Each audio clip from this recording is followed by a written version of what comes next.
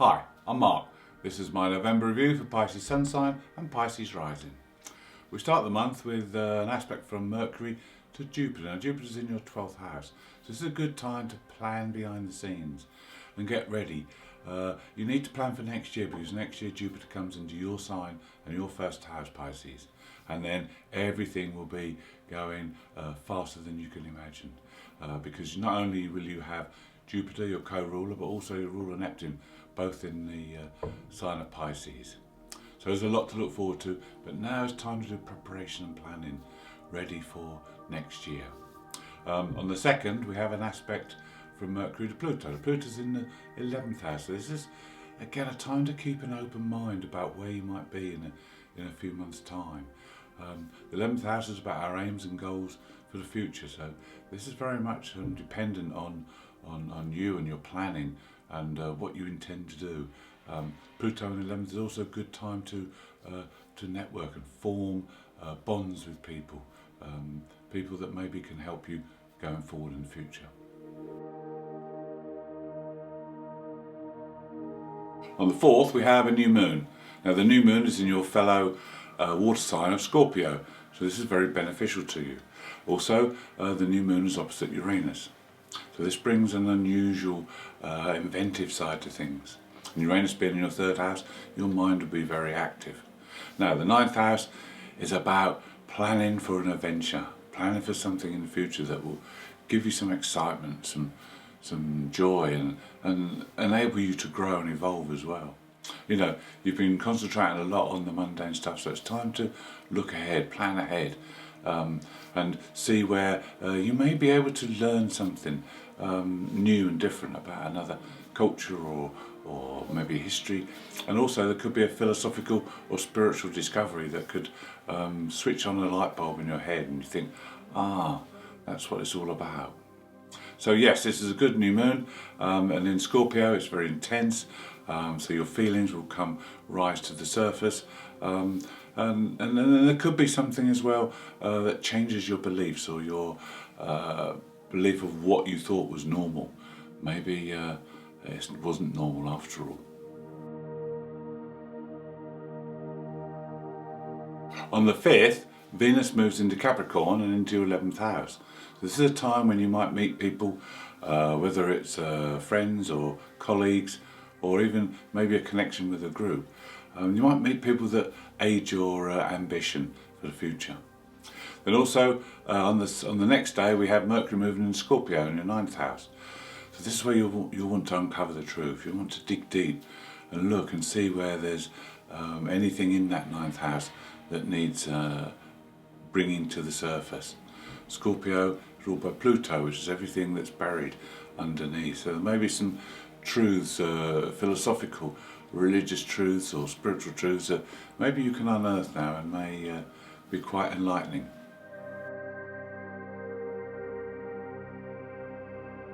On the 9th, you can expect some kind of unconscious blockage or limitation put upon you. Mars in the 9th house makes a square to Saturn in the 12th house, so Saturn is hidden in the 12th house, but it's still working behind the scenes. And your Mars energy will be thwarted for 4 days while this aspect is active. Mercury also joins Mars and forms the same aspect, so communication will be difficult and limited as well. So it's best to just step back a bit and let these days pass before you push forward again, because when Mars comes up against Saturn, it's like trying to push a boulder up a hill. As fast as you go up, it rolls back down again.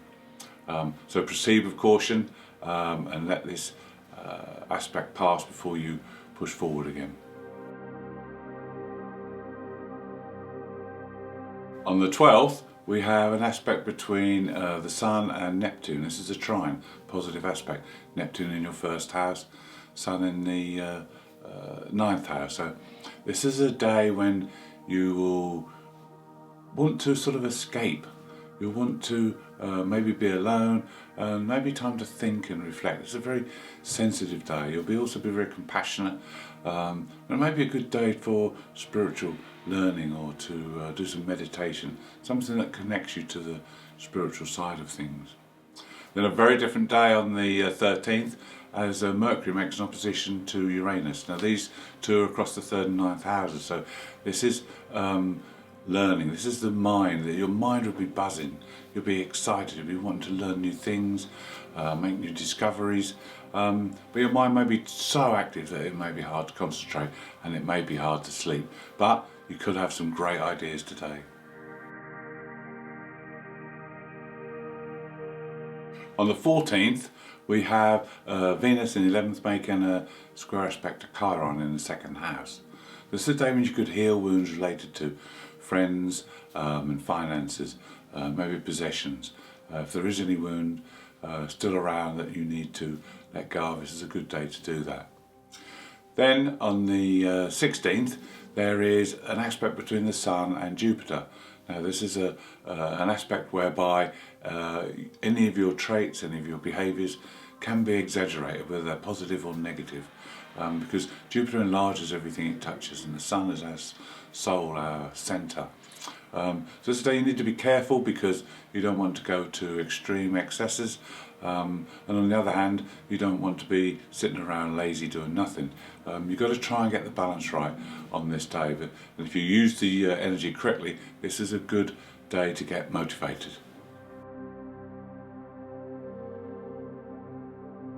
We have a challenging day on the 16th because the Sun makes a positive aspect to Pluto, and if you've got yourself motivated the day before with the Jupiter aspect, then this is a day to make changes.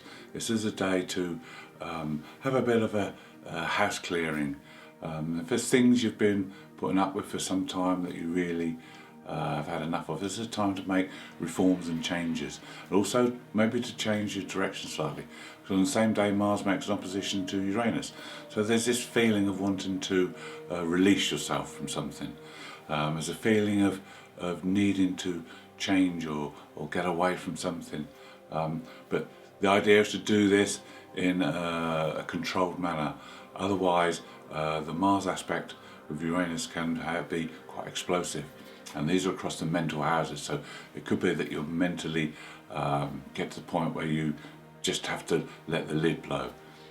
So if you can use your energies, especially the Sun Pluto energies, to control what it is you need to reform and change, and do that in a planned way, then you will avoid having that lid blown off. Also on the 16th we have the 3rd coming together of the 2nd biggest aspect we had this year, and that's Saturn Chiron. Chiron's in your 2nd house, Saturn in the 12th house. Now there's been a lot going on over the year. The first connection of these two was in February, the second connection was in June, and the third and final connection is going to be on November the 26th, and then we can leave this aspect behind for a long time. Now, what does it mean? Well, there's been a lot going on over the last year or so, and there's been a lot of wounds created and a lot of resentment created. Maybe a few Pisces, because Chiron's in that 2nd house, maybe connected with possessions or finances.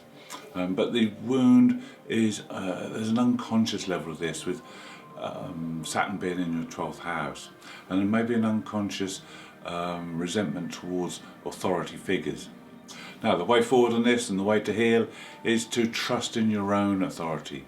And this will allow you to heal and try and put things behind you now, because next year is going to be a fantastic year for you with Jupiter moving into your sign. So try and heal these wounds, let go of them, so you can move on and have a fantastic year next year. On the 18th we have 2 trine aspects. These can help you. These are very creative aspects. The first is Mercury making a trine to Neptune. Now this can help you to plan those adventures we talked about. This can help you to align yourself with the more spiritual side of life, and this is a good time to communicate your beliefs and your underlying philosophy in life. Then on the same day we have Venus making a trine, this time to Uranus. Uranus is in that 3rd house, so this is a time to put new things into practice. This is a time to be a little bit more daring with your daily routines and going about your daily life. And also it's a good time to think up new and exciting dreams and goals for the future.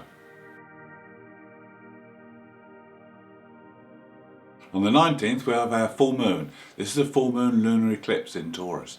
This is your third house. This is a very important one because this eclipse is part of the Saros 5 South series and is renowned for bringing happy events, joyous occasions and good news. So there's something good to look forward to here. But there's a seriousness about this full moon as well because it's in your third house. It means time to stop dreaming, time to stop planning those adventures and get all the mundane stuff done. Maybe that you've let things slip and there's a lot of paperwork to catch up on or a lot of emails to write. This is a time now to get on and do these so that you can then spend more time on the finer things in life and start planning these new adventures for the future. There may be some distractions. We've just said you've got to get all these mundane tasks sorted and finished, but there will be some distractions on the day after the full moon. Jupiter is aspected by Mercury, so again you'll want to plan things, you'll want to do things behind the scenes to readiness for next year. But you've got to try and keep your attention focused. The other distraction will be Mars making an aspect to Venus. This is a sextile aspect, so this again is a very positive, upbeat, sociable aspect, and with Venus in the 11th house there'll be a time to spend with friends and have some fun. Mars in the 9th house means you could meet friends from different regions or different cultures, different religions even. So this is a time when you'll want to socialise and you want to be about. It's also a time when love is in the air. If you're not in a relationship, it's a good time to meet someone. This aspect lasts for 12 days, so there's plenty of time to work with this.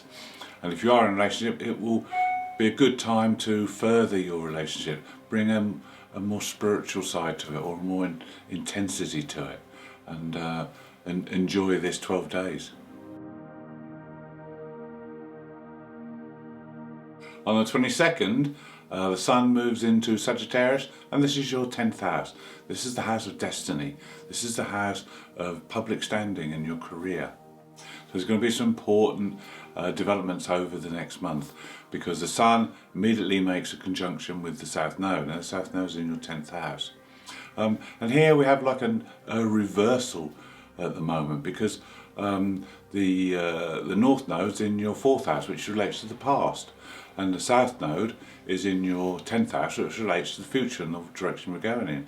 So there's kind of a reversal here. So you get the feeling that it's like going back to the future. It's like you've got to realise that your talents, your experience, what you've learnt in the past has now got to be put to good use. And this can be done over the next few weeks.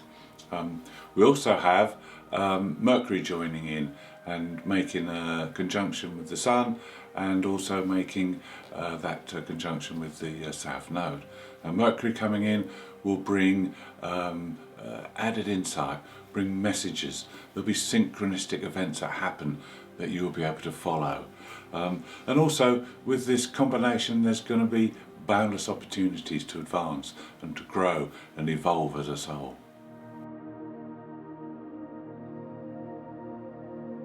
We finished November with 2 aspect patterns which are very, very creative, very dynamic and will help you to get things going. So there's probably not much chance you've done those mundane tasks and you'll probably still be behind, but this is very exciting. On the 29th we have minor grand trine, and this is a trine between Mars in the 9th and Neptune in the 1st house. So this is very creative, very intuitive, quite spiritual and philosophical. And this is supported by sextiles from Venus in the 11th house of your dreams and goals for the future. So this is a time when you really will want to put your dreams into action. And the other one, on the 30th, is equally as exciting because this minor grand trine features the Sun in your 10th house of career and destiny and Chiron in the 2nd house of finances. So these are supported by sextiles from Saturn. Saturn will add structure and organisation to this trine, and this trine is very creative. Fire is life-giving energy, so this is really going to spark you off, and you'll want to advance in these areas and work on your finances so that you can be better off in the future. Thank you for watching. I hope you've enjoyed the November review. If you'd like to see more, please subscribe. If you'd like to leave me a comment, I'll be glad to hear from you.